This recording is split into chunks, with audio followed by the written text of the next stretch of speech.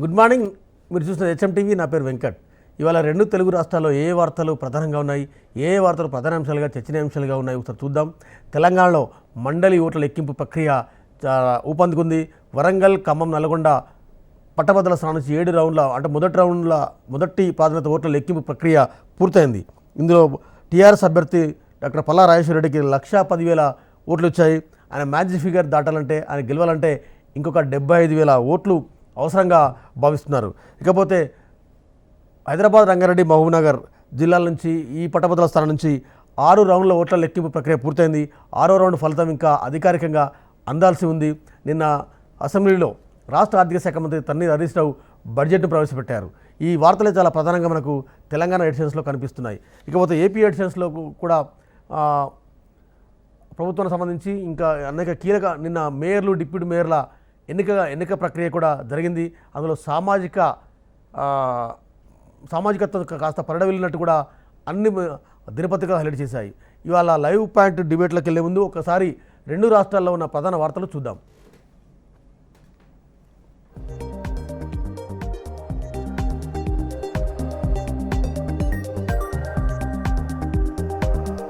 నాపై రాజకీయ కక్షతో కేసు పెట్టారంటూ చంద్రబాబు నిన్న ఒక కామెంట్ చేశారు. సాక్షిలో సామాజిక పురస్కారం మహిళలకి, అదేవిధంగా బీసీలకి, ఎస్సీ ఎస్టీలకి అగ్రభాగాన పదవుల్లో కట్టబెట్టారన్న వార్తను సాక్షి హైలైట్ చేసింది.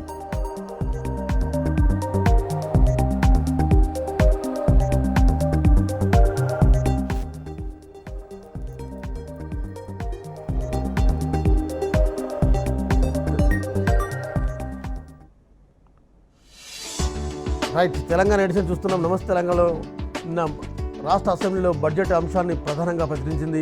పల్లె మురిసి, పట్నం మిలిచి జోర్దార్.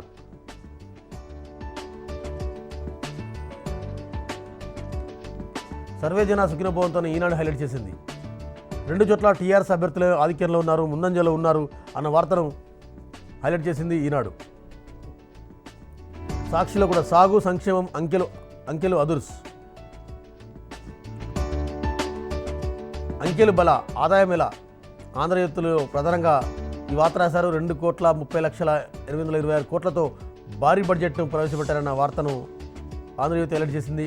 మిగిలిన దినపత్రికల్లో కూడా బడ్జెట్ వార్తలు ఎక్కువగా హైలైట్ అయ్యాయి. ఇకపోతే ఆల్టర్నేటివ్గా పిల్లర్ ఐటమ్స్గా మండలి ఎన్నికల ఫలితాలను వేశారు.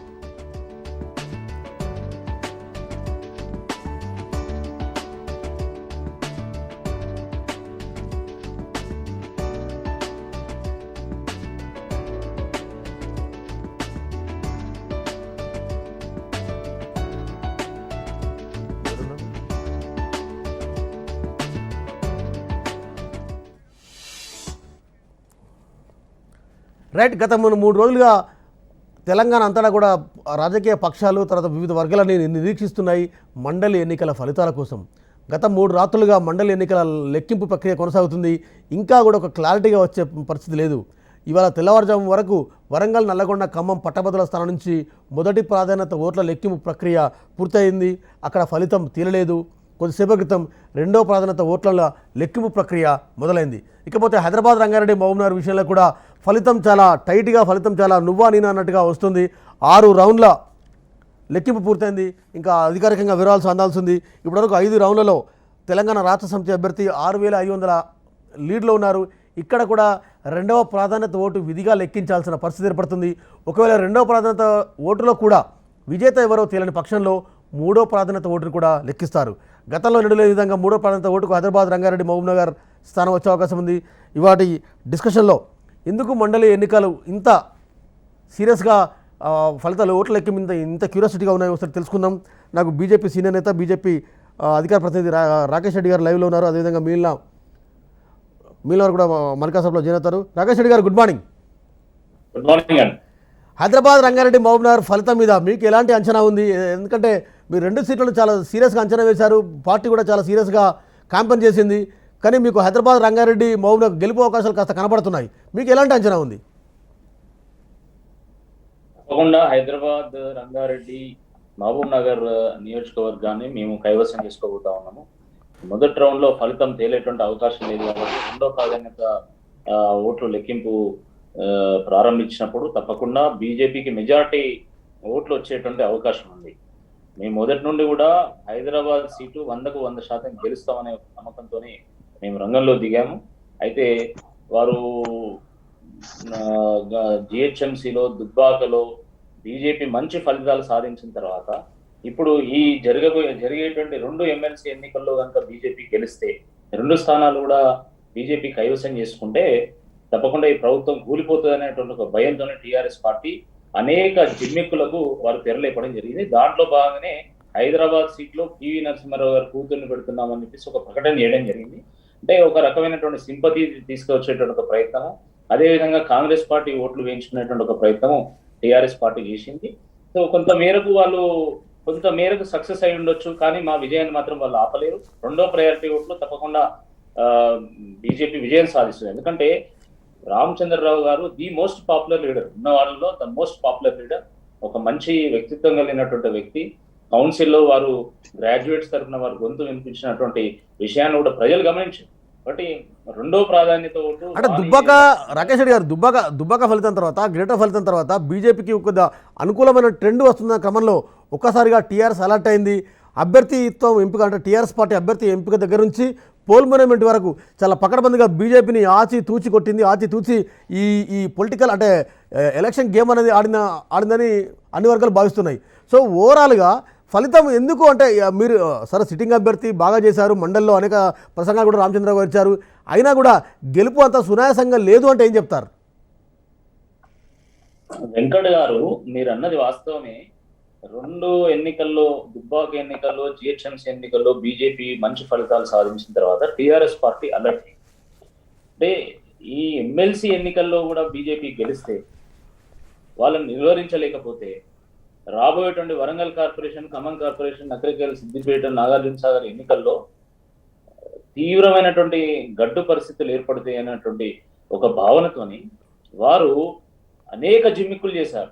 ఇప్పుడు 2 ఎమ్మెల్సీ నియోజకవర్గాల్లో కూడా ఎన్నికలకు ముందు రోజు, ఎన్నికల రోజు అక్కడ ప్రతి పోలింగ్ బూత్ దగ్గర ఒక దుకాణం ఏర్పాటు చేసింది. ఫంక్షన్ హాల్లో దుకాణం ఏర్పాటు చేసి బీర్లు, బిర్యానీలు వంచడము, పట్టభద్రులకు కూడా డబ్బులు ఇవ్వడం, తద్వారా ఓటర్ని ఇన్ఫ్లుయెన్స్ చేసి ఒక కన్సాలిడేటెడ్ ఓట్ బ్యాంకును తయారు చేసుకొని ఎన్నికల్లో వెళ్ళాలనే ఒక ఆలోచన చేయడం జరిగింది. గతంలో పట్టభద్రులకు డబ్బులు పంపిణీ చేసినటువంటి దాఖలాలు ఏ రాష్ట్రంలో కూడా, పట్టభద్రులకు కూడా డబ్బులు పంపిణీ చేసినటువంటి ఇదే బీజేపీ ఇదే రాకేష్ రెడ్డి లాంటి వారు ఎన్నికల పరిశ్రమలో చాలా ప్రసంగాలు ఇచ్చారు. అసలు టీఆర్ఎస్ పార్టీకి అభ్యర్థి లేరు, అసలు అభ్యర్థిని అరువు తెచ్చుకున్నారు, అసలు అభ్యర్థి కరువు ఉన్నారని చెప్పిన భారతీయ జనతా పార్టీ. కానీ ఫలితాలకు వచ్చేసరికి ఇవాళ టీఆర్ఎస్ పార్టీ అభ్యర్థి ముందుండే పరిస్థితి.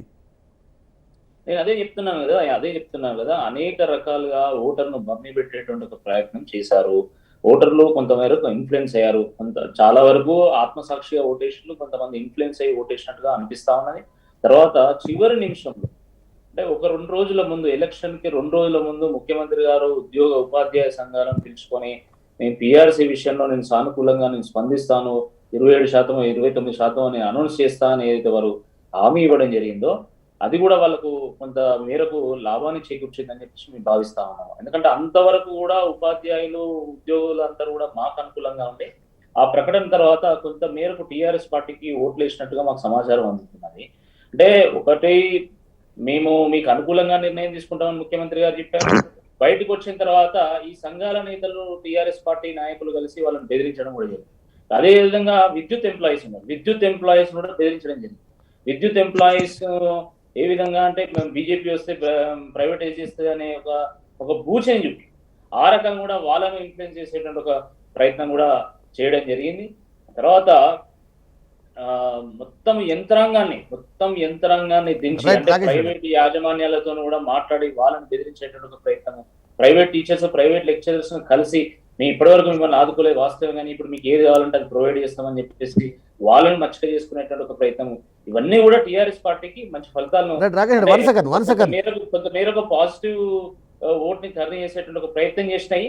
బట్ ఏదేమైనప్పటికీ కూడా హైదరాబాద్ నియోజకవర్గంలో మేము గెలవబోతున్నాము. వరంగల్ సంబంధించి వెంకట్ గారు, వరంగల్ సంబంధించి మీరు వరంగల్ వాస్తవ్యులు కాబట్టి, వరంగల్ అనేక సంవత్సరాలు అక్కడ పనిచేశారు కాబట్టి మీకు తెలుసు. అక్కడ వరంగల్లో ఈరోజు టీఆర్ఎస్ పార్టీకి తీవ్రమైనటువంటి వ్యతిరేకత ఉన్నా కూడా అపోజిషన్ స్పేస్ లో గుర్తింపు కలిగినటువంటి అనేక మంది ఇండిపెండెంట్ ఉండడము అది కూడా బీజేపీకి తీవ్రమైనటువంటి నష్టాన్ని చేకూర్చేది. Otherwise BJP is a clear cut alternative. ఇప్పుడు ఈ 2 ఎన్నికల్లో చూసినా కూడా మీరు టీఆర్ఎస్ మీద పోరాటం చేసేది మేమే, వేరే పార్టీగా ఇక్కడ కాంగ్రెస్ రాకేష్ రెడ్డి గారు, ఐ గెట్ బ్యాక్. ఒకసారి టీఆర్ఎస్ ఎమ్మెల్సీ భానుప్రసాద్ గారు. భానుప్రసాద్ గారు, మార్నింగ్ అండి. Good morning. Good morning. 2 MLC స్థానాల మీద, 2 పట్టభద్రుల ఎమ్మెల్సీ స్థానాల మీద గెలుపు మీద మీకు ఎలాంటి అంచనా ఉంది? ఎందుకంటే వరంగల్, ఖమ్మం, నల్గొండ నుంచి 2వ ప్రాధాన్యత ఓట్లు లెక్కించే పరిస్థితి ఉంది. ఇంకా మీకు 75,000 ఓటు షేర్ గ్యాప్ ఉంది. ఇకపోతే హైదరాబాద్, రంగారెడ్డి, మహబూబ్నగర్లో 2వ ప్రాధాన్యత కాదు కదా, 3వ ప్రాధాన్యత వరకు కూడా పోయే అవకాశం ఉంది. ఎందుకు టీఆర్ఎస్ పార్టీ ఇంత ప్రచారం చేసిన, అధికారంలో మీ పార్టీ ఉన్నప్పుడు కూడా ఎందుకు ఇంత గెలుపు సునాయాసంగా లేదు అంటే ఏం చెప్తారు? డెఫినెట్ గా హైదరాబాద్, రంగారెడ్డికి మహబూబ్నగర్ సంబంధించినటువంటి నియోజకవర్గంలో అది మా సీట్ కాదు, అది బీజేపీ సిట్టింగ్ సీటు. ఆ బీజేపీ సిట్టింగ్ సీట్లో ఈరోజు మేము విజయవంతంగా ఊహించబోతున్నాం. అక్కడ మేము గులాబీ జెండా ఎగరవేయబోతున్నాం. రైట్. గతంలో అక్కడ మేము గెలిచినటువంటి చరిత్ర లేదు, అయినా ఈసారి మేము గులాబీ జెండా ఎగరవేయబోతున్నాం. అదేవిధంగా వరంగల్ పట్టభద్రుల విషయానికి సంబంధించినటువంటి ఇదిలో చూసుకున్నట్టయితే అక్కడ కూడా మేము గతంలో కూడా సెకండ్ ప్రియారిటీ ఓటుతోనే గెలిచినటువంటి పరిస్థితి ఉంది. ఇప్పుడు కూడా మేము సెకండ్ ప్రియారిటీ ఓటుతోనే మా విజయాన్ని సాధించే దిశగా మేము ముందుకు పోతున్నాం. డెఫినెట్ గా అక్కడ కూడా సరే, ఎవరు ఇప్పుడు రాకేష్ గారు పదే రాకేష్ గారు అయితే, బండి సంజయ్ గారు అయితే, వీళ్ళు ఏంటంటే ప్రభుత్వం కూలిపోతుంది ఏం మాట్లాడుతున్నారో వీళ్ళ రాజకీయ విజ్ఞత ఎంతో నాకు తెలుసు బాగా. వీళ్ళ రాజకీయ అవగాహన ఎంత, రాజకీయ విజ్ఞత ఎంత నాకు బాగా తెలుసు. సరే, వాళ్ళ పార్టీకి ఉన్న ఎక్స్పర్టైజ్ ను దృష్టిలో పెట్టుకుని అనేక రాష్ట్రాల్లో ప్రభుత్వాలను కూలగొట్టినటువంటి ఎక్స్పీరియన్స్ మాకుంది కాబట్టి ఆ ఎక్స్పీరియన్స్ తో మేము ఇక్కడ కూడా కూలగొడతాం అనేటువంటి ఇదితో మాట్లాడుతున్నారా, మరి ఏ అహంకారంతో మాట్లాడుతున్నారో నాకు తెలియదు. కానీ ప్రజలు ఎన్నుకున్న ప్రజాప్రభుత్వాన్ని, ప్రజలు భారీ ఎత్తున గెలిపించినటువంటి ప్రజాప్రభుత్వాన్ని కూలగొడతామని మాట్లాడేటువంటి విజ్ఞత రాజకీయాల్లో అది ఎంతవరకు సరైంది అనేటువంటి ఇట్లాంటి న్యూ కమర్స్ ఆలోచించుకోవాల్సిన అవసరం. రైట్. వీళ్ళకి కొత్త విచ్చగాడు పొద్దురాడు అనేటువంటి సామెత అనేటువంటి అది వీళ్ళకి పూర్తిగా సూట్ అయ్యేటువంటి విషయంలో ఆ పదే ఆ పదాన్ని వాళ్ళు వాడుతున్నారు కాబట్టి నేను చెప్తున్నాను. ప్రజాస్వామ్య వ్యవస్థలో తప్పకుండా ప్రజలు ఎన్నుకున్నటువంటి ప్రభుత్వాలను కాపాడాల్సినటువంటి స్థానంలో, ప్రజలు ఎన్నుకున్నటువంటి ప్రభుత్వాలను గౌరవించాల్సినటువంటి స్థానంలో వాళ్ళు ఉన్నారు. కేంద్రంలో అధికారంలో ఉన్నటువంటి వ్యక్తులు వాళ్ళు ఆ రకమైనటువంటి ఆలోచన ధోరణి ఏదైతే వాళ్ళు కనబడుతుందో that itself shows. Right. వాస్తవానికి మండలి ఎన్నికల ప్రచారం ముందు నుంచి బీజేపీ నేతలు, బీజేపీ రాష్ట్ర అధ్యక్షులు బండి సంజయ్ సహా మిగిలిన నేతలంతా కూడా ఈ టీఆర్ఎస్ ప్రభుత్వం కుప్పకూలిపోయే అస్త్రాలు శస్త్రాలు మా దగ్గర ఉన్నాయని మొదటి కూడా ప్రచారం చేస్తూ వస్తున్నారు. సరే, ఇది వాస్తవానికి ఇది ఏ మేరకు వాస్తవం? ఇది ఎన్నికల స్టంటా లేకుంటే ఎన్నికల ప్రచారం అవుతారు తెలుసుకునే ప్రయత్నం చేద్దాం.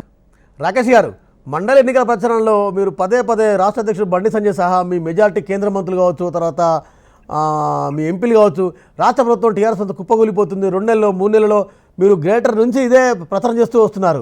కేసీఆర్ మీద కేసులు పెడతామంటున్నారు, అక్రమ కేసులు అంటారు, రకరకాల ప్రచారం. ఇది అంటే మైండ్ గేమ్ అనుకోవచ్చా, లేకుంటే ఎందుకు ప్రచారం చేస్తున్నారు?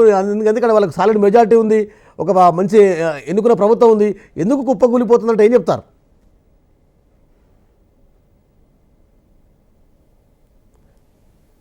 మీట్లో ఉన్నట్టున్నారు మీరు. రాకేష్ గారు మీట్లో ఉన్నట్టున్నారు. వెంకట్ గారు, మేము ఎక్కడ కూడా కేంద్ర ప్రభుత్వం ఈ రాష్ట్ర ప్రభుత్వాన్ని కుప్పకూలుస్తుందనో లేదా బీజేపీ కుప్పకూలుస్తుందని మేము చెప్పలేదు. మేము చెప్పింది ఏంది, ఈ 2 ఎమ్మెల్సీ ఎన్నికల్లో కూడా మేము గెలిచినట్టయితే ఈ ప్రభుత్వం తనంతట తానే కూలిపోతుందని చెప్పాం. వాస్తవం ఇది. వాళ్ళ ఎమ్మెల్యేలోనే తీవ్రమైనటువంటి అసంతృప్తి ఉందండి. ముఖ్యమంత్రి గారు ఎవరికి అపాయింట్మెంట్ ఇస్తున్నారు? ముఖ్యమంత్రి గారు ఎవరిని పట్టించుకుంటున్నాడు? మీరు ఒక్కసారి ఆఫ్ ద రికార్డ్ పిలిచి మాట్లాడితే తెలుస్తుంది. భానుప్రకాష్ గారు ఆన్ ద స్క్రీన్ మమ్మల్ని కొత్త బిచ్చగాడు అనొచ్చు, కానీ వాస్తవానికి కొత్త బిచ్చగాళ్ళు ఎవరు ఏం చేస్తున్నారని ప్రజలు గమనిస్తున్నారు. మీరు ఈ ఎన్నికల్లో ఇప్పుడు మొదటి రౌండ్ లోనే మొత్తము ఆ ఓట్లను చూసేసి అంతా బాగుంది, మా ప్రభుత్వం చాలా అనుకూలంగా ఉన్నది అని చెప్పేసి భావిస్తే దానికి చేసేది ఏం లేదు. అది మీరు అట్లా భావిస్తే భావించండి, ఇబ్బంది ఏం లేదు. కానీ వాస్తవం ఏందో మీకు తెలుసు, మాకు తెలుసు. మీరు గుండె మీద చేసుకొని చెప్పండి. మీరు కనుక డబ్బులు పంచినట్టయితే మీకు ఎన్ని ఓట్లు వచ్చేది? మీరు గ్రాడ్యుయేట్ ఎన్నికల్లో కూడా డబ్బులు పంచినటువంటి ఏకైక పార్టీ టీఆర్ఎస్ పార్టీ అండి దేశంలో. మీరు దాంతో ఇన్ఫ్లుయెన్స్ చేసి ఏదో సాధించేసినాం అని చెప్పి భానుప్రకాష్ గారు భావిస్తుంటే మీకు ఏం చేసేది లేదు. రైట్. ఇప్పుడు డిబేట్ లో ఏదో ఉన్నప్పుడు మన- వాళ్ళలాగా నేను ఆ పదాలను ఉపయోగించలేదు, కొత్త బిచ్చగాడు అలా నేను ఉపయోగించాను. ఆ, Please, ఇప్పుడు ఆ వన్ పదం second one second one second one second senior నాయకులు రాకేష్ రెడ్డి గారు ఉపయోగించారు. రాకేష్ రెడ్డి గారు రాకేష్ గారు వినండి. రాకేష్ రెడ్డి గారు ఆ పదం కంటే ఎక్కువ మాట్లాడుతున్నారు మీ ఎంపీలు. కానీ దౌర్భాగ్యం ఏంటంటే వాళ్ళిద్దరు ఎంపీలు గెలవడం ఈ రాష్ట్ర ప్రజలు చేస్తున్న దౌర్భాగ్యం. వాళ్ళిద్దరు మాట్లాడే మాటలు చూస్తుంటే మాలాంటి వాళ్ళం 20 ఏళ్ళ నుంచి రాజకీయాల్లో ఉన్న వాళ్ళం ఎందుకున్నాం ఈ రాజకీయాల్లో. మీ ముఖ్యమంత్రి వాళ్ళు అనొచ్చా మాట్లాడు- అండి? లుచ్చాలు, లఫంగలు, సన్యాసులు, దద్దమ్మలు, వట్టెబాదులు మీ ముఖ్యమంత్రి అనొచ్చా? అరే ఈ ఎవరిని రాష్ట్రంలో అన్నారు? బూతులకు శంకుస్థాపన చేసింది ఎవరండి? ఎవరిని అన్నారు? తెలంగాణ యాస పేరు మీద బూతులకు శంకుస్థాపన ఎవరిని చేసింది అన్నారు? ముఖ్యమంత్రి చంద్రశేఖర్ రావు గారు. ఎవరిని Please, అన్నారు? please. నేనేం మీ కేంద్ర మంత్రులు అనలేదు, లేకపోతే నేనేం మీ ప్రధానమంత్రి గారిని అనలేదు, లేకపోతే ఇంకోళ్ళు అనలేదు. అర్థమైందా? ఎవరైతే ఈ రాష్ట్రానికి అన్యాయం చేస్తున్నారో, ఎవరైతే ఈ రాష్ట్రాన్ని దోచుకున్నారో వాళ్ళ గురించి మాట్లాడి ఎంతో మంది రాకేష్ గారు, రాకేష్ గారు, please. మీ ముఖ్యమంత్రి తులనాడారు. ఇంకా దానికి సమర్థించుకోవడానికి ఆ ఎంపీ గుండె ఎంపీ మాట్లాడే దాన్ని సమర్థించుకోవడానికి ఇంకా సిగ్గుండాలి. వాళ్ళు మాట్లాడే భాషను సమర్థించడానికి మీలాంటి వాళ్ళు చదువుకున్న వాళ్ళు సమర్థించడానికి సిగ్గుండాలి. మీకు సిగ్గుండాలి ఫస్ట్. ఒక ముఖ్యమంత్రి స్థాయిలో ఉన్నటువంటి వ్యక్తి ఆ రకంగా మాట్లాడుతున్నారు. మళ్ళీ వ్యక్తిగతంగా please please Rakesh garu Rakesh garu just we have to move beyond the limits please please మనం మండలి మాట్లాడే పద్ధతి ఏంటి, మాట్లాడే ఇదేంటి మాకు తెలుసు. మాట్లాడేది ఒక అధికార పక్ష నాయకుడు వచ్చి తన frustration ఈ మీకు రకంగా వెళ్ళగలిగి- రాజేష్ గారు నిన్న మొన్న వచ్చి మీకు ఇంకా రాజకీయం ఏంటో తెలియదు. అరే నిన్న మొన్న వస్తే నేను ఒక జాతీయ పార్టీ నిర్ణయం చేస్తున్నాను. మీరు మాట్లాడే మాట్లాడలేదు. వన్ సెకండ్ రాకేష్ గారు రాకేష్ గారు రాకేష్ గారు రాకేష్ గారు రాకేష్ గారు రాకేష్ గారు మీరు ఒక్క రాకేష్ గారు రాకేష్ గారు రాకేష్ గారు రాకేష్ గారు రాజకీయం కాదు అది. రాకేష్ గారు మీరు వన్ సెకండ్ సైలెంట్ గా ఉండండి, మళ్ళీ మీకు అవకాశం ఇస్తాను. అరే అట్లా కాదు ఎమ్మెల్సీ గారు మాట్లాడండి. మెచ్యూరిటీ Please, అండి. please, ఈ please. రకమైనటువంటి భాష మెచ్యూరిటీ అంటున్నా. వన్ సెకండ్ రాకేష్ గారు మీరు మాట్లాడే మాట్లాడే లెట్ హిమ్ కంప్లీట్ ప్లీజ్. దాన్ని మొదలు పెట్టింది ఎవరు? దాన్ని మొదలు ఈ పెట్టింది క్వశ్చన్ ఎవరు? ఆన్సర్ ఏంటండి? మీరు మాట్లాడే రాకేష్ గారు, మాటలు రాకేష్ గారు. వంద మాట్లాడతాం పొలిటికల్ ఈ ప్రభుత్వం కూలుతుంది అంటావు. అయితే మీరు 100 మాట్లాడితే మేము 100 మాట్లాడతాం తెలియదేమో. మేము ఉద్యమకారులం, మీరు 100 మాట్లాడితే మేము 100 మాట్లాడతాం. ఓకే ఎవరు ఉద్యమకారుడు? ఈ తెలంగాణలో ఉన్న ప్రతి ఒక్క రాకేష్ గారు ఉద్యమకారుడు. రాకేష్ గారు ఎవరు ఉద్యమకారుడు? రాకేష్ గారు ఉద్యమ ద్రోహులు మంత్రులుగా ఉన్నారు. ఉద్యమ ద్రోహులను పక్కన పెట్టుకొని మీరు మాట్లాడుతున్నారు. ఉద్యమంలో ఉన్నావు నువ్వు. ఎవరు? నువ్వు ఉద్యమంలో ఉన్నావు. ప్లీజ్ అందరూ ఉన్నాము. ప్లీజ్ వ్యక్తిగతంగా కాదు. ఒక్కడే రాకేష్ గారు ఉద్యమకారుడా? రాకేష్ గారు తలసాని శ్రీనివాస్ యాదవ్ ఉద్యమకారుడా అండి? రాకేష్ గారు వన్ సెకండ్ ఉద్యమకారులు అనేక మంది ఉన్నారు ఈ పార్టీలో. రాకేష్ గారు ఒక నిమిషం అండి.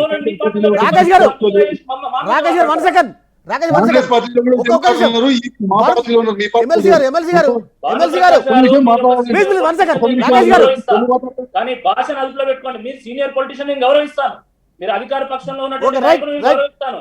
కానీ Yes. అలా One second. మీరు గౌరవంతో మాట్లాడండి. ఎవరు వచ్చినా One second, one second. ఇష్టపడతాము. One second, one TRS second. Party కొన్ని One ఓట్లు second. రాగానే మా ఇష్టం ఉన్నట్టు మాట్లాడతామంటే రాకేష్ గారు వన్ సెకండ్ ఎమ్మెల్సీ గారు టీఆర్ఎస్ అభ్యర్థులకు గెలుపు అవకాశాలు ఏ విధంగా ఉన్నాయి? 2 స్థానాలు అంటే ఏం చెప్తారు? 2 స్థానాల్లో కూడా గెలుపు అనేటువంటిది నల్లేరు డెఫినెట్ గా గెలిచి తీరుతాం, అందులో ఎటువంటి సందేహం లేదు. ఒకటి. ఎస్ రెండవది ఈ గెలుపుతోనే ఏదో అయిపోతుందని, ఈ గెలుపుతోనే మేము ఏదో సాధించామని మేము భావించాం. ఎస్ మేము అనేక గెలుపులు చూసాం, అనేక ఓటములు చూసాం. మా ముఖ్యమంత్రి గారు పదే పదే చెప్పేటువంటి అంశం ఏంటంటే గెలుపు వచ్చినప్పుడు పెద్ద పొంగిపోవాల్సిన అవసరం లేదు, ఓటమి రాగానే పొంగిపోవాల్సిన అవసరం లేదు. రాజకీయాలు అంటేనే ఓటములు చూస్తాం, గెలుపులు చూస్తాం. కానీ ఈరోజు బీజేపీకి సంబంధించినటువంటి నాయకులు ఏదో 1-2 గెలుపులు చూడగానే అసలు ఏదో మొత్తం జరిగిపోయింది, ప్రళయం వచ్చింది. ఎమ్మెల్సీ గారు హైదరాబాద్ రంగారెడ్డి మహబూబ్నగర్ స్థానంలో 2వ ప్రాధాన్యత ఓటుతో కూడా లెక్క తేలే అవకాశం మనకు కనిపించట్లేదు. ఎందుకంటే ఇప్పటివరకు 6 రౌండ్లు పూర్తయినాయి. టీఆర్ఎస్ అభ్యర్థి బీజేపీ అభ్యర్థి మధ్య కేవలం 6,500-7,000 మాత్రమే గ్యాప్ ఉంది. సో సెకండ్ ప్రియారిటీకి ఇలాగ వెళ్తారు. సెకండ్ ప్రియారిటీలో కూడా వేరియేషన్ ఈ విధంగానే ఉంటే 3వ రౌండ్ ప్రాధాన్యత అంటే 3rd ప్రియారిటీ ఓట్లు లెక్కించే అవకాశం ఉంది. ఎందుకు ఆ పరిస్థితి ఉందంటే ఏం చెప్తారు? డెఫినెట్ ఇక్కడ ఒకటి మనం చూడాల్సినటువంటిది ఏంటంటే ఈ ఎన్నికల ప్రక్రియ జనరల్ గా జరిగేటువంటి ఎన్నికల ప్రక్రియకి భిన్నమైనటువంటి ప్రక్రియ. ఇది ప్రియారిటీ ఓటింగ్ ఉన్నటువంటి ప్రక్రియ, ఇది ప్రియారిటీ ఓటింగ్ పైన జరిగేటువంటి ఎన్నికలు కాబట్టి డెఫినెట్ గా ఇది గతంలోనూ కూడా ఎప్పుడు కూడా 2వ ప్రియారిటీ మీదనే గెలిచినటువంటి పరిస్థితి, ఎప్పుడు కూడా మొదటి ప్రియారిటీ మీద గెలిచినటువంటి కాదు. అది గతంలో ఆనవాయితీగా వస్తున్నటువంటి ఇదే, ఎవరు గెలిచినా కూడా అదే విధంగా గెలిచినటువంటి పరిస్థితి. కానీ ఇక్కడ మనం ఒకటి చేసుకోవాల్సినటువంటిది ఏంటంటే ఈ రోజు బీజేపీ పరిస్థితి వరంగల్లో చూసినట్టయితే 4వ స్థానానికో 5వ స్థానానికో పరిచయం, 5వ స్థానానికి పోయినటువంటి పరిస్థితి నిన్నటి దాకా. ఎందుకంటే దానికి కారణం ఏంటంటే గత దుబ్బాక ఎన్నికల సందర్భంగా కావచ్చు, లేకపోతే జిహెచ్ఎంసీ ఎన్నికల సందర్భంగా కావచ్చు, బీజేపీ నాయకులు అసత్య ప్రేలాపనలు, అసత్య ప్రచారాలు చేసినటువంటి సందర్భంలో మేము దాన్ని రియాక్ట్ అవడంలో పూర్తి స్థాయిలో మేము రియాక్ట్ కాలేదు.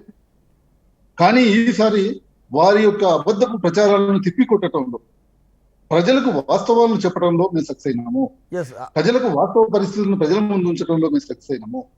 ఈ రాష్ట్రంలో ఇప్పటి వరకు ఇచ్చినటువంటి ఉద్యోగాల సంఖ్య ఎంత అనేటువంటిది ఒక వైట్ పేపర్ రిలీజ్ చేయగలిగాము.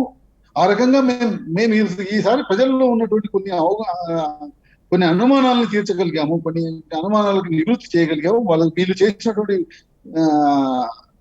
ప్రచారాలను ఏదైతే ఉందో తిప్పికొట్టగలిగాం. yes, వీళ్ళు చేసినటువంటి బోగస్ ప్రచారాలను తిప్పికొట్టగలిగాం. ప్రజల నమ్మకాన్ని పొందగలిగాం.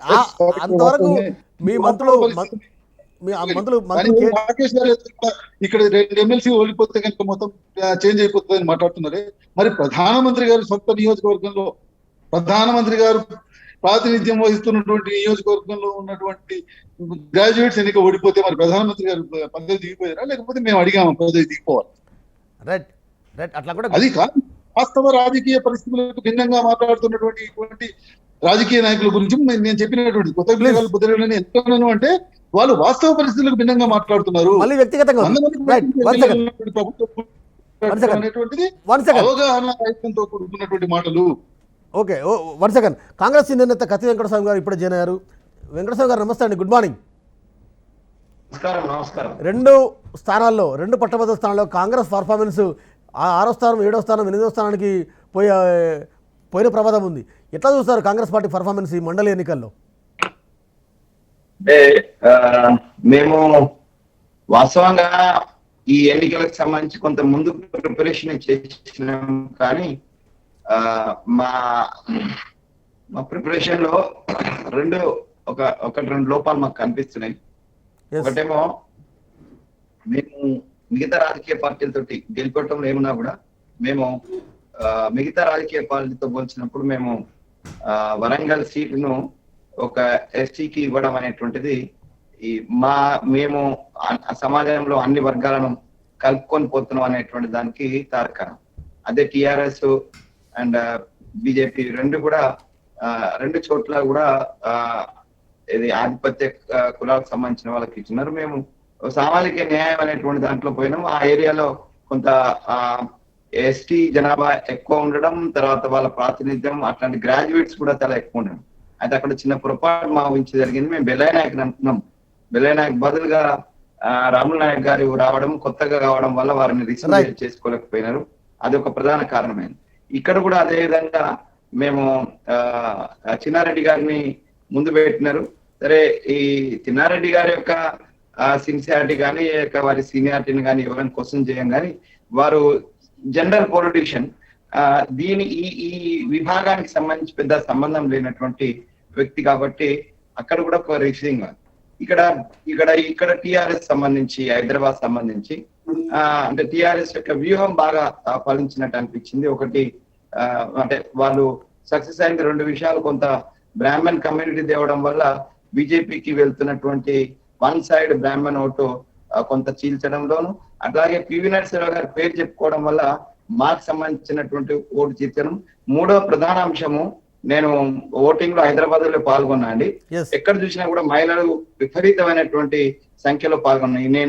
నాది అంబర్పేట ప్రాంతం.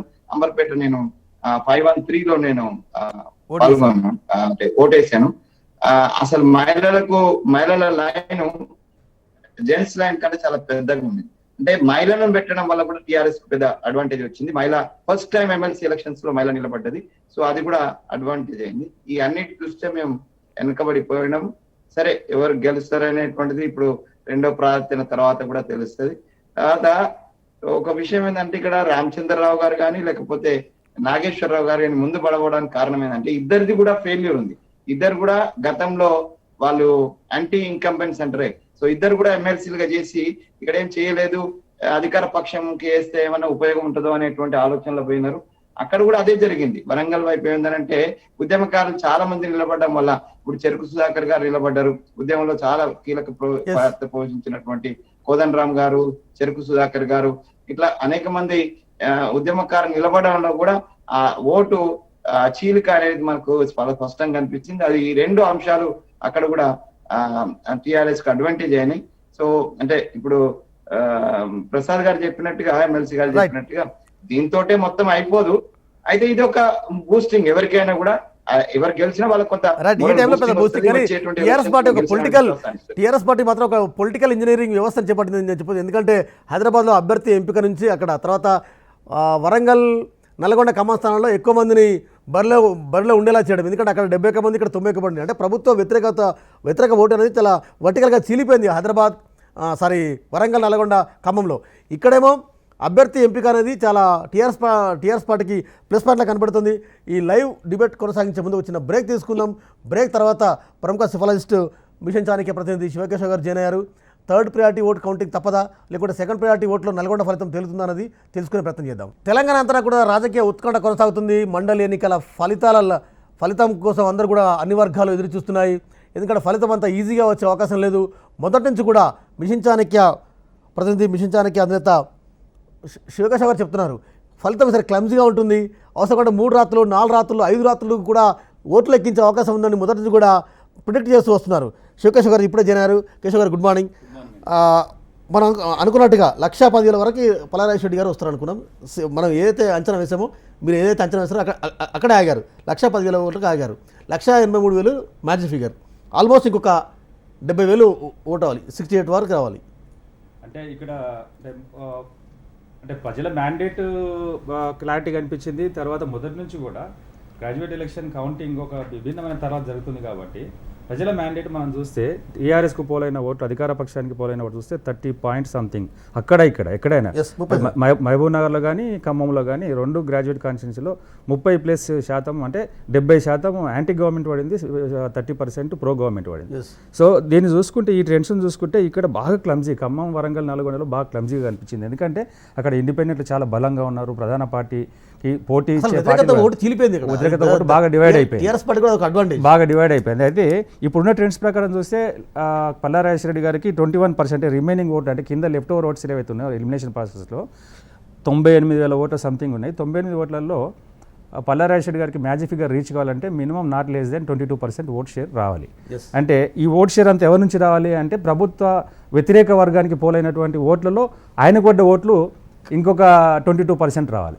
22% అంటే దాదాపు లక్షలు, అంటే 20 మిగిలిన లెఫ్ట్ ఓవర్ ఓట్లలో 73,000 రావాలి. అయితే ఇది కొంత ఓటు ఆల్రెడీ పైన ఉంది, ఆల్రెడీ 150 ఓట్స్ పైన ఈ ఎలిమినేషన్ ప్రాసెస్లో కోదండరామ్ అండ్ తీన్మార్ మల్లన్న మధ్యలో ఉంది.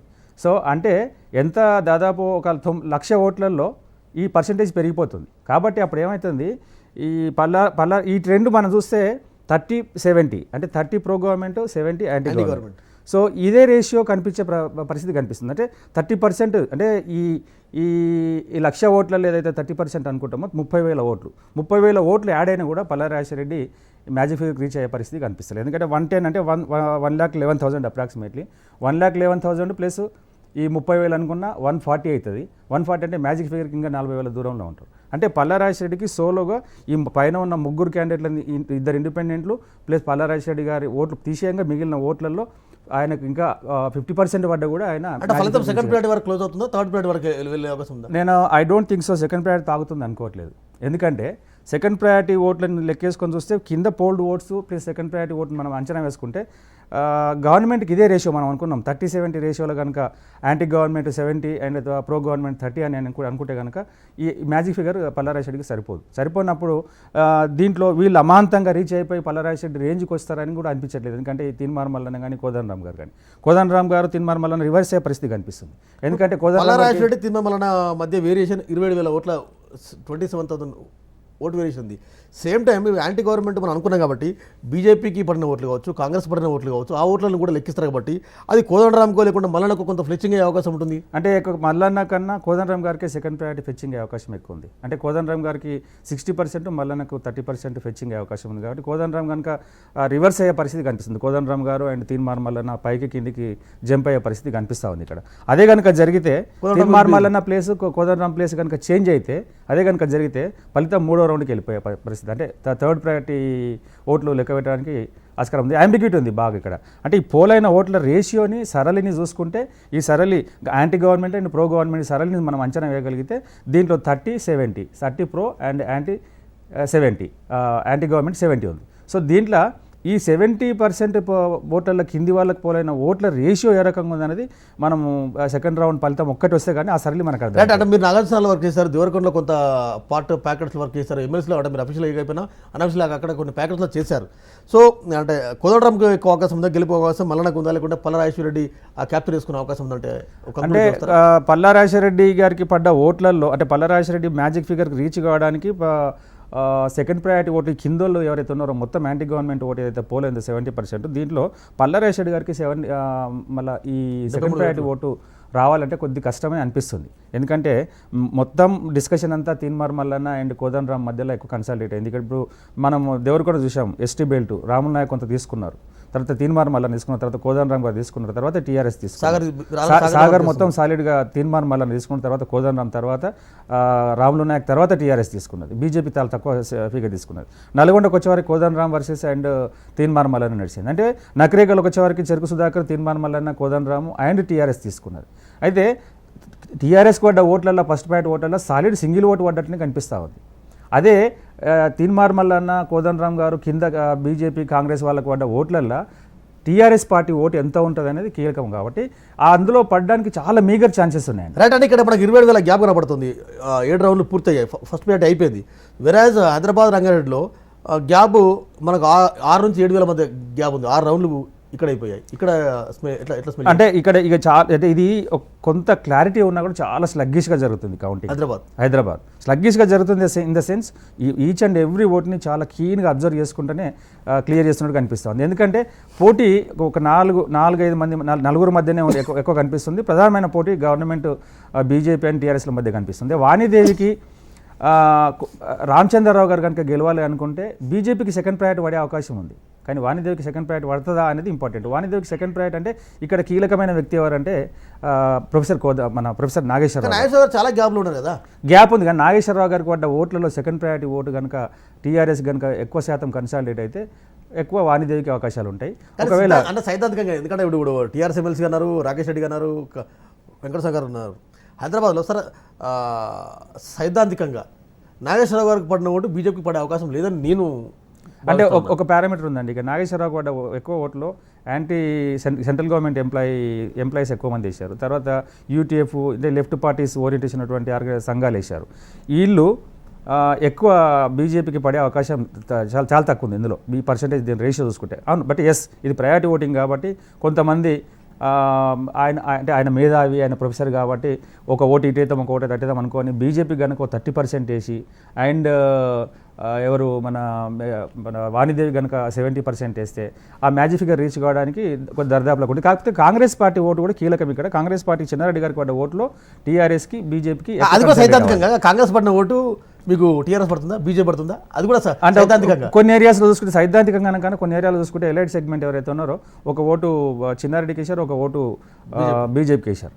మహబూబ్నగర్ జిల్లాలో ఆ సరళి కనిపించింది అంటే బీజేపీ యాంటీ వేవ్ కోసం. సో గవర్నమెంట్ ఓటు స్ప్లిట్ అయింది. కానీ ఏ రేషియోలో స్ప్లిట్ అయిందని సెకండ్ ప్రయారిటీ ఓటు స్టార్ట్ అయింది. అంటే ఫస్ట్ ప్రయారిటీ మనం ట్రెండ్ చూసాం, అదే రేషియోలో కంటిన్యూ అవుతా ఉంది. పల్లారాజేశ్వరరెడ్డి గారు, తీన్మార్ మల్లన్న రేషియో అట్లనే కంటిన్యూ అయింది. ఇక్కడ కూడా వాణిదేవి వర్సెస్ ఈయన రామచంద్రరావు రేషియో కూడా అదే రేషియోలో కంటిన్యూ అవుతుంది. ప్లస్ ఆర్ మైనస్ ఇప్పుడు ఒక 1000 ఓట్ల నుంచి మొదలు పెడితే ఇప్పుడు ఒక 5-6 వేల ఓట్ల వరకు డిఫరెన్స్ కనిపిస్తూ ఉంది. అంటే రేషియో అట్లనే ట్రెండ్ మెయింటైన్ అవుతుంది.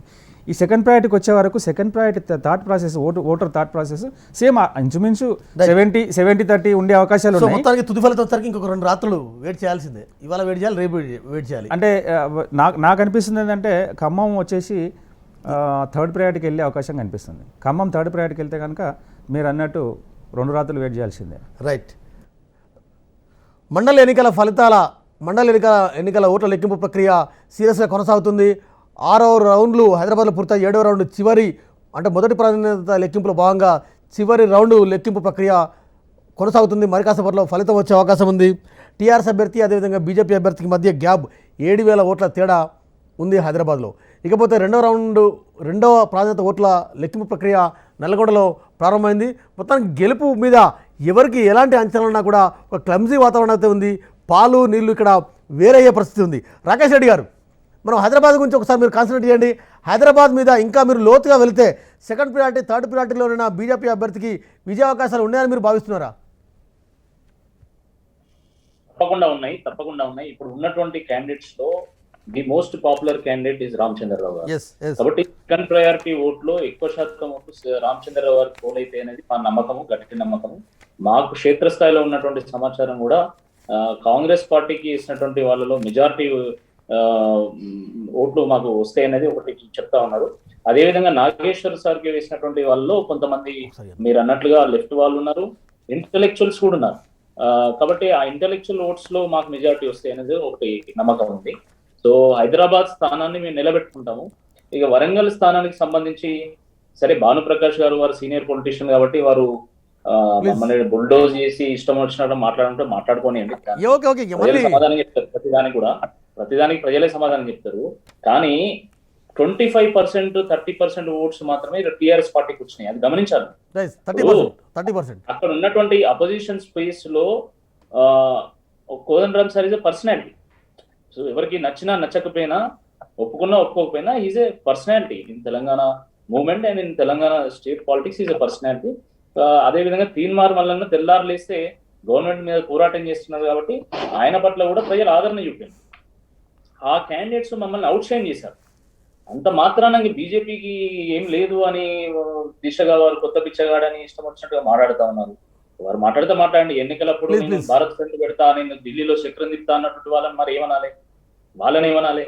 సో అది మేము ప్రజల్లోకి వెళ్ళి మేము టీఆర్సీ గురించి మాట్లాడాము. నిరుద్యోగ వృత్తి ఎందుకు ఇవ్వడం లేదు, యూనివర్సిటీలో రిక్రూట్మెంట్స్ ఎందుకు లేవు, యూనివర్సిటీలో రీసెర్చ్ ఎందుకు లేదు, యూనివర్సిటీలో వీసీలు ఎందుకు లేవు, విద్యా వ్యవస్థను ఎందుకు నిర్వీర్యం చేస్తున్నారు, 1వ తారీఖు జీతాలు ఎందుకు రావడం లేదు, ఇలాంటి అంశాలను ప్రజల ముందు చర్చించాము.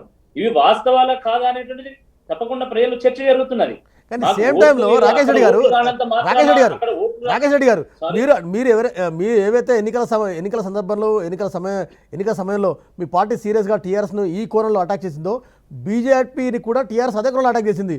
అంటే ఓటు వేసే ముందు గ్యాస్ బండకు కేటీఆర్ సహా వాళ్ళు దండం పెట్టడం, ఆ తర్వాత ప్రైవేటేషన్ విశాఖ వెళ్తానడం, ఆ తర్వాత కేంద్ర ప్రభుత్వం కేవలం ప్రైవేటేషన్ వైపే మొగ్గు చూపుతుంది.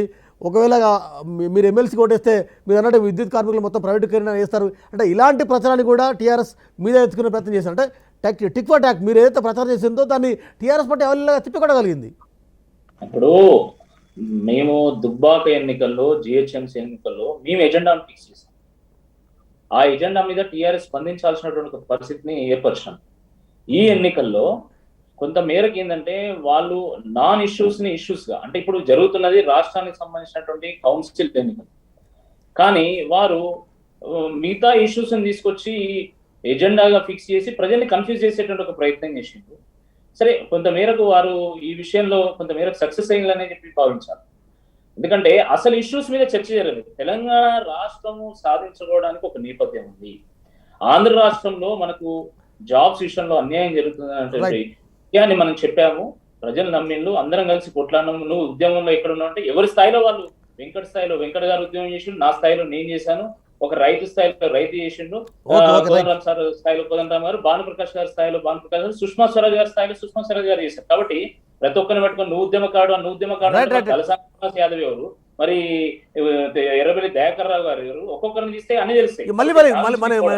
ప్లీజ్ నేను పోవడం లేదు, నేను అందుకనే అంటున్నా, నేను వాటి గురించి పోవడం లేదు. కాకపోతే మేము ఏవైతే ఇష్యూస్, మేజర్ ఇష్యూస్ ఉన్నాయో వాటిని రేజ్ చేసేటువంటి ఒక ప్రయత్నం చేశాము. వాటిని పక్కదో పట్టించడానికి వాళ్ళు వేరే ఇష్యూస్ రేజ్ చేసిండ్రు. అయినా కూడా ప్రజలు అన్ని గమనించే ఓట్లేషన్లు. ఇప్పటికి కూడా టీఆర్ఎస్ పార్టీకి సానుకూలమైనటువంటి వాతావరణం లేదండి. ఎన్ని అస్త్రాలు ప్రయోగిస్తే ఎన్ని ఓట్లు వచ్చినాయి భానుప్రకాష్ గారు గుండె మీద చేసుకొని బాగుంటది. ఎమ్మెల్సీ గారు అంటే మీరు అక్కడ ఇక్కడ 30% అంటే తెలంగాణ రాష్ట్రంకి మీ అభ్యర్థులు అక్కడ ఇక్కడ కూడా 30% వరకే పరిమితమయ్యారు.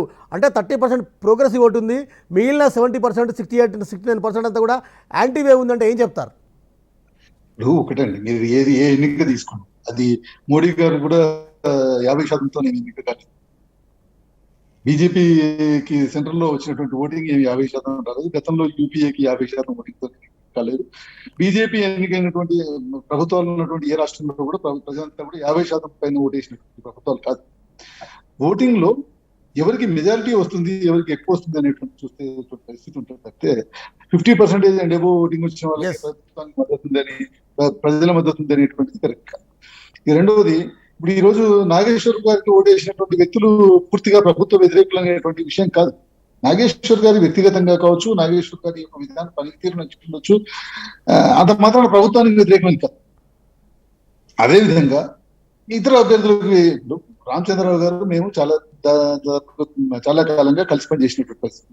రామచంద్రరావు గారు వ్యక్తిగతంగా ఒక మంచి వ్యక్తి. సో వ్యక్తిగతంగా రామచంద్రరావు గారిని నచ్చి చేసిన వాళ్ళు ఉంటారు. అంత మాత్రం అది టీఆర్ఎస్ పార్టీ ప్రభుత్వ పనితీరు వ్యతిరేకం అని కాదు. రామచంద్రరావు గారికి కూడా అనేకమైనటువంటి పరిచయాలు ఉన్నాయి, అనేక రకాలైనటువంటి వారి వ్యక్తిత్వం పట్ల ఉన్నటువంటి ఇది పట్ల కొంతమంది తీసుకుంటారు. సో అంత మాత్రాన అవన్నీ కూడా ప్రభుత్వ వ్యతిరేక ఓట్లని కాదు. అదేవిధంగా మన వరంగల్ నల్గొండకి సంబంధించినటువంటి ఇదిలో చూసినట్టయితే అక్కడ అనేక మంది ఉద్యమకారులు పోటీ చేసినట్టు. సో ఉద్యమంలో వారి పాత్ర గురించి ప్రజలకు అవగాహన ఉంది కాబట్టి వేసి ఉండొచ్చు. అది ప్రభుత్వ వ్యతిరేకత కింద తీసుకోవడానికి అవసరం. కానీ అది వారికి వేసినటువంటి ఓటు వారికి మొదటి ప్రియారిటీ వేసిన తర్వాత రెండో ప్రియారిటీ టీఆర్ఎస్ పార్టీకి పడేటువంటి అవకాశం ఉందని మేము నమ్మకంగా ఉన్నాం. కాబట్టి డెఫినెట్ గా మాకు అవకాశం. అంటే హైదరాబాద్లో ప్రొఫెసర్ నాగేశ్వరరావు గారికి పడిన first priority Nageswara Rao, second priority vote టీఆర్ఎస్కి వచ్చే అవకాశం ఉందా? సెకండ్ ప్రియారిటీ ఓట్ల మీద అంచనా ఉంది. నాగేశ్వర్ గారికి పడ్డటువంటి ఓట్లో second priority number of votes మాకు టీఆర్ఎస్ పార్టీకి పడతాయని మేము నమ్ముతున్నాం.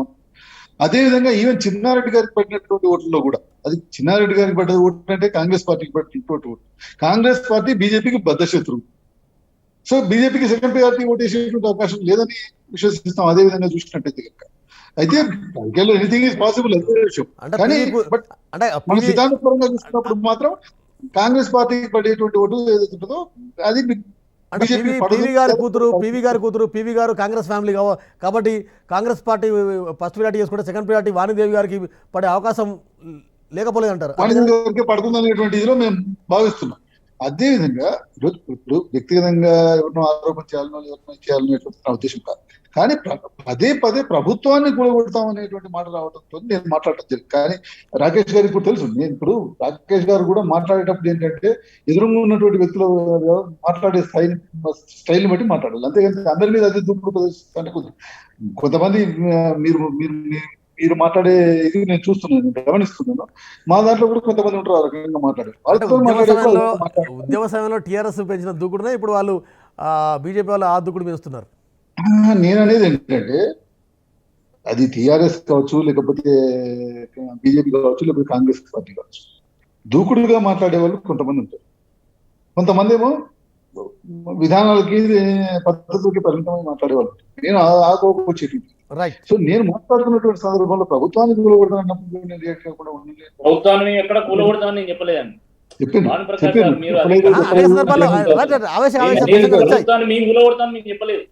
రాకేష్ గారు వన్ సెకండ్ ఒకసారి వెంకటస్వామి దగ్గరికి వెళ్దాం.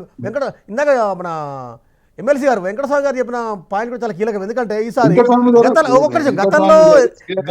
గతంలో అంటే ఎమ్మెల్సీ ఎన్నికల సందర్భంగా ఎమ్మెల్సీ గారు గతంలో ఎమ్మెల్సీ ఓట్ల సందర్భంగా ఎప్పుడు లేని చైతన్యం ఈసారి వచ్చింది. ఎందుకంటే ఓటర్ ఎన్రోల్మెంట్ దగ్గర నుంచి పోలింగ్ వరకు.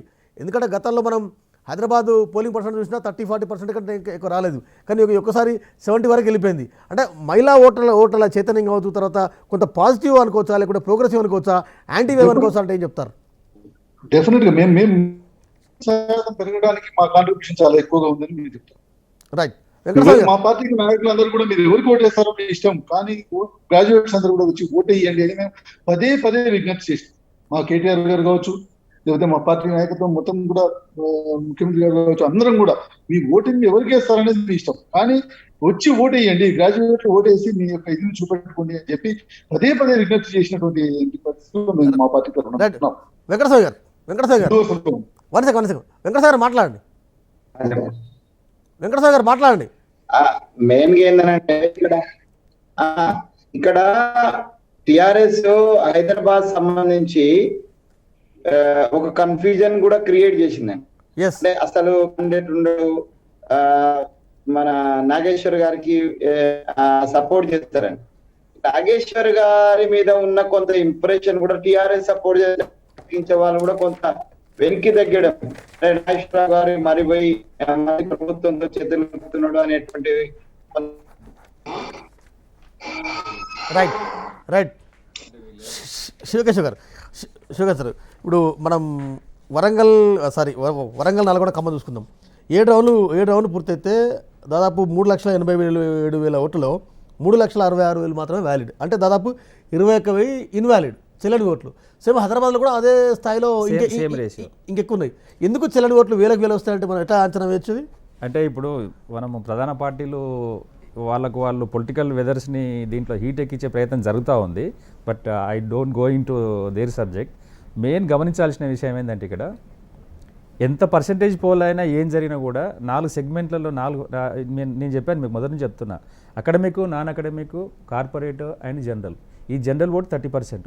ఈ జనరల్ ఓట్ మాత్రమే పొలిటికల్ అఫిలియేషన్ ఉంది. మిగతా ఏదైతే ఓట్ స్టేక్స్ ఉన్నాయో academic, non academic and general, కార్పొరేట్కి వీళ్ళకి పొలిటికల్ స్టేక్స్ లేవు.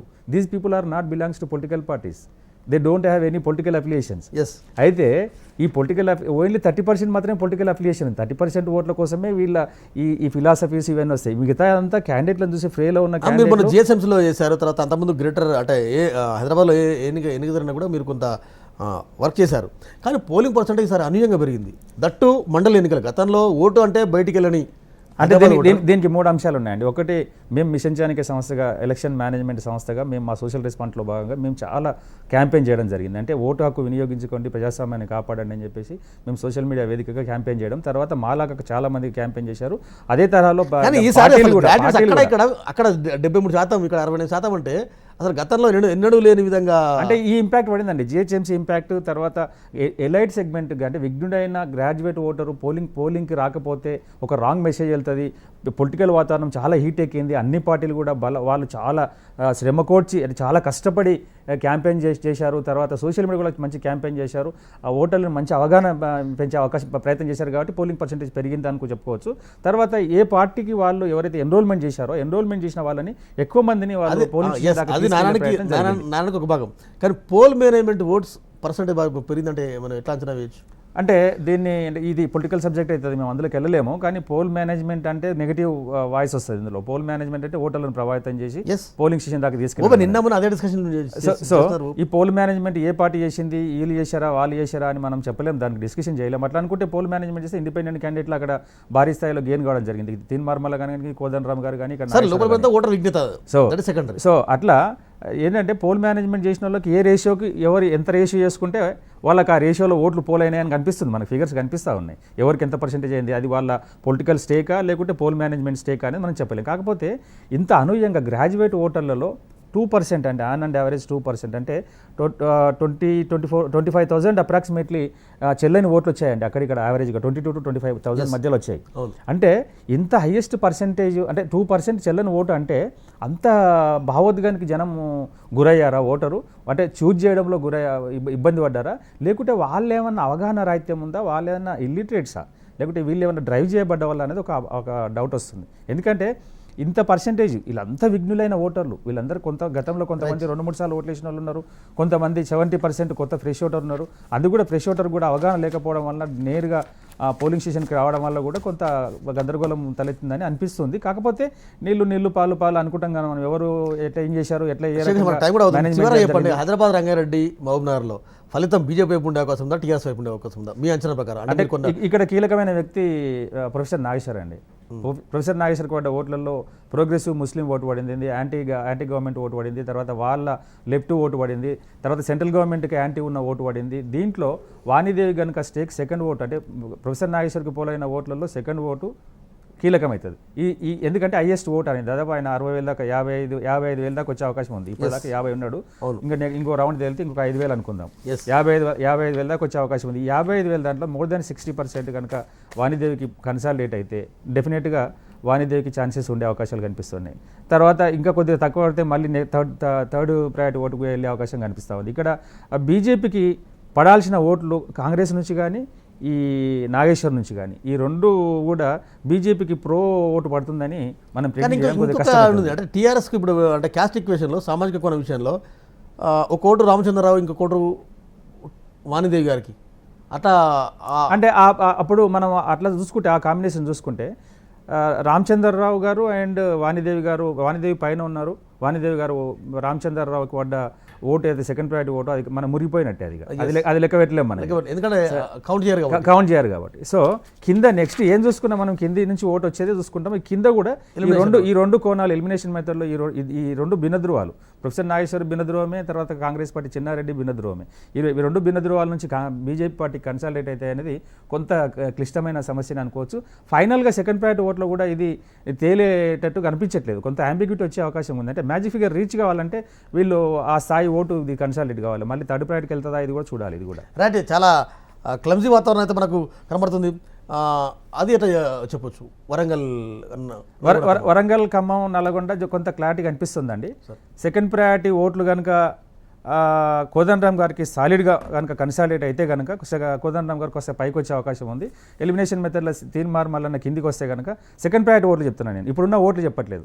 తీన్మార్ మల్లన్నకు కోదండరామ్ గారికి దాదాపు 13,000 ఓట్ల డిఫరెన్స్ ఉంది. కానీ ఈ సెకండ్ ప్రయారిటీ ఓట్లు తీన్మార్ మల్లన్న మధ్య కోదండరామ్ మధ్య దాదాపు 12,000 చేంజ్ ఉంది గ్యాప్. అవును, అయినప్పుడు కూడా Kodandaram second priority vote highest predicted Kodandaram గారికి అండి. ఇది మీరు చూడండి, రాణి రుద్రమ్మకి కానీ చెరుకు, కానీ ఎలిమినేషన్ కోదండరామ్ వెళ్ళిపోతారని అంటే ఇప్పుడు చూడాలి. ఇక్కడ ఇప్పుడు బీజేపీ, కాంగ్రెస్ అండ్ ఇద్దరు ఇండిపెండెంట్లు వీళ్ళకి పడ్డ ఓట్లు అండ్ మిగతా వాళ్ళకి పడ్డ ఓట్లలో కోదండరామ్ గారికి హైయెస్ట్ కన్సాలిడేట్ అయితే కోదండరామ్ గారు పైకి వచ్చేస్తారు. రైట్, కోదండరామ్ గారికి పైకి వచ్చేస్తే Teenmar Mallanna will come back. అంటే వీళ్ళిద్దరి మధ్యలో ఎలిమినేషన్ స్టార్ట్ అవుతుంది. సో మొత్తానికి అటు వరంగల్లోను ఇటు హైదరాబాద్లోను ఏ రాజకీయ పార్టీకి అభ్యర్థి కూడా కనుచూపు మేరలో విజయావకాశాలు చాలా అంటే సీరియస్గా లేవు. అంటే ఫలానా వారు బీజేపీ ఇక్కడ ఖచ్చితంగా గెలుస్తుంది, లేకుంటే టీఆర్ఎస్ అభ్యర్థి శోభి వాణి గారే గెలుస్తారనేది ఖచ్చితంగా చెప్పలేని ఒక క్లమ్జీ వాతావరణం అయితే హైదరాబాద్లో ఉంది. ఇక్కడ 3వ రౌండ్ వరకు కూడా ఫలితం లెక్కింపు ప్రక్రియ వెళ్ళే అవకాశం ఉంది. అవసరం ఉంటే 4వ ప్రాధాన్యత ఓటు కూడా వెళ్ళే అవకాశం లేకపోలేదన్న వాదన అయితే బలంగా విశ్లేషణ నుంచి వ్యక్తమవుతుంది. ఇకపోతే వరంగల్, ఖమ్మం, నల్గొండ స్థానం నుంచి 2వ ప్రాధాన్యత ఓటుతో విజేత తేలే అవకాశం ఉంది. లేకుంటే తప్పనిసరి పరిస్థితుల్లో, విధులేని పరిస్థితుల్లో 3వ ప్రాధాన్యత ఓటు లెక్కింపు వరకు కూడా వెళ్ళే అవకాశం ఉంది. సో మొత్తానికైతే 2 స్థానాల్లోనూ ఒక క్యూరియాసిటీ, ఒక రాజకీయ ఉత్కంఠ అయితే కొనసాగుతుంది. విజేత ఎవరన్నది కూడా ఎవరు తేలకుండా ఉంది. విజేత ఎవరన్నది మరొక 2 రాత్రులు వేచి చూడాల్సిందే. ఇది వాటి న్యూస్ అనాలిసిస్ కార్యక్రమం. రేపు మరో అంశంతో మళ్ళీ కలుద్దాం. అంతవరకు చూస్తుండండి. గెస్ట్ చర్చలో పాల్గొన్న అతిథులందరికీ నమస్కారం. ఇది ఇవాటి న్యూస్ అనాలిసిస్ కార్యక్రమం. చూస్తుండండి HM TV, వార్త ఆగదు, నిజం దాగదు.